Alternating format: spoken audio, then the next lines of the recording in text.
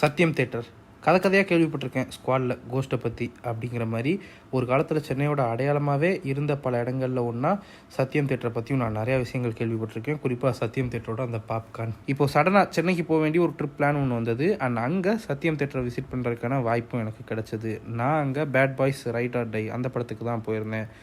இப்போது மொத்தமாக 6 ஸ்க்ரீன்ஸ் இருக்குது சத்யம் தேட்டரில். அண்ட் ஆஃப்கோர்ஸ் இது ரொம்ப காலம் ஆச்சு. பிவிஆர் இந்த சத்தியமையும் அக்யூர் பண்ணி அவங்க கண்ட்ரோலில் வந்ததுக்கப்புறம் அது எந்த அளவுக்கு அவங்களோட அந்த கார்ப்பரேட் யூனிக்கான அந்த ஒரு வியூவில் மாற்ற முடியுமோ அதை மாற்றிருந்தாங்க.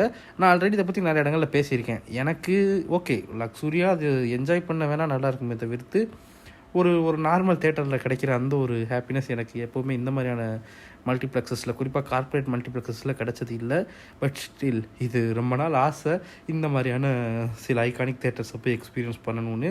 அது இன்றைக்கி நடந்தது. நிறையா பேசணும் இந்த தேட்டரை பற்றியும், இன்றைக்கி நான் பார்த்த அந்த படத்தை பற்றியும். அந்த படத்துக்கான வீடியோ நாளைக்கு வந்துடும். கூடிய சீக்கிரமே இந்த தேட்டரை பற்றி கம்ப்ளீட்டான ஒரு வீடியோவோட உங்களை வந்து சந்திக்கிறேன். நாளைக்கு உங்களை அடுத்த ஒரு வீடியோவில் சந்திக்கிறேன். பாய்.